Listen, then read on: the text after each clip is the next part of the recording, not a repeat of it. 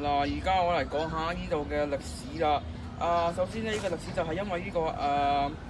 九龍城寨咧，佢呢個就係最早可以追隨到呢個清朝嘅道光年間啦。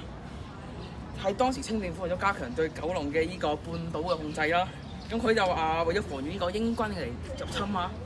咁佢就修建咗九龍城呢度嘅九龍城寨嘅堡壘，同埋裏面有兩台炮塔嘅裏面。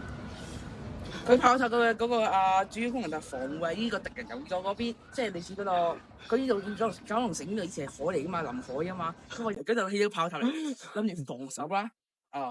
保護呢度嘅珠江口一帶。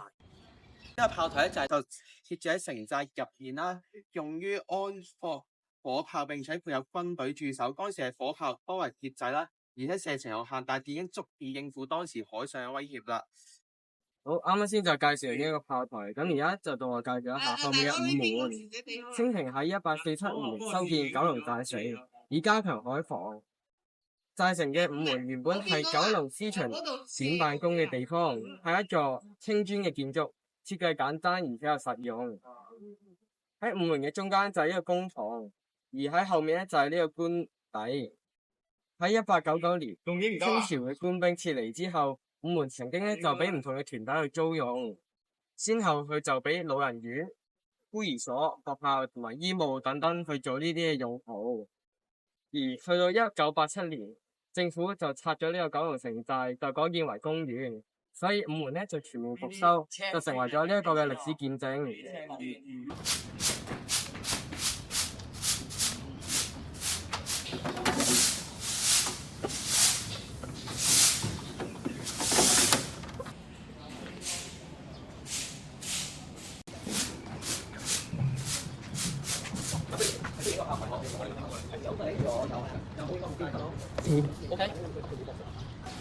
龍津石橋咧就曾經咧係九龍寨城咧重要嘅交通設施之一啦，亦都係當地居民生活嘅重要橋梁啦。龍津石橋咧就喺我前邊呢度啦。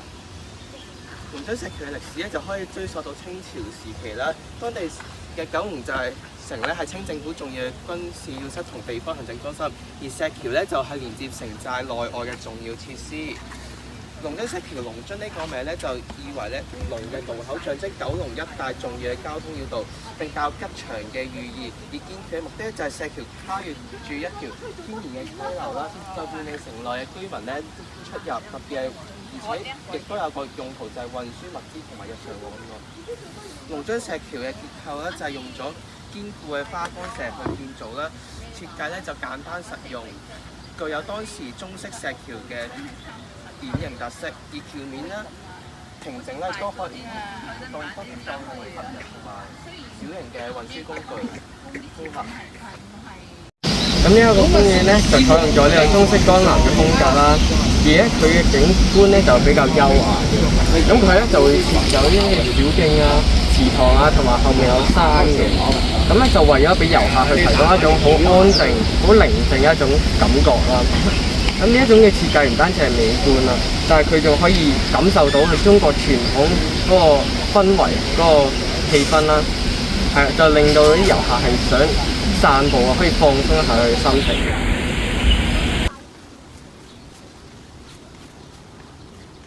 後面呢個就係呢個九龍寨城公園嘅綠藝堂啦。綠藝堂係一座結合中國傳統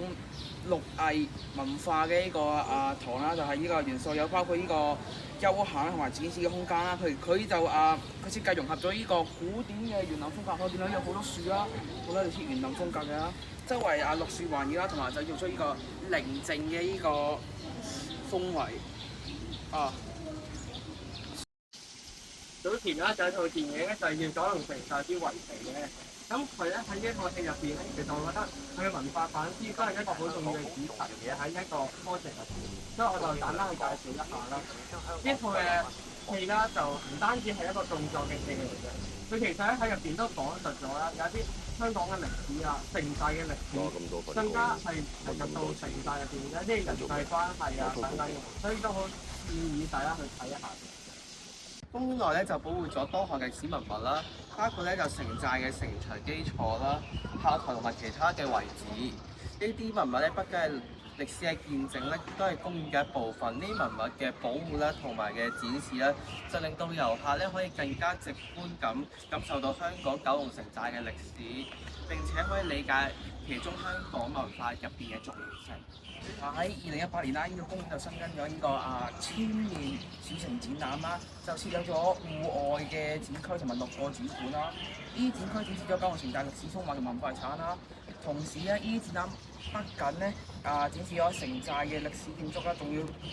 包括咗當時居民嘅生活方法同埋社會結構嘅生活方法啦，同埋呢個 model 啦。呢啲就可以令到遊客可以更深入咁去了解呢個地方嘅過去同埋佢哋點運作嘅啦。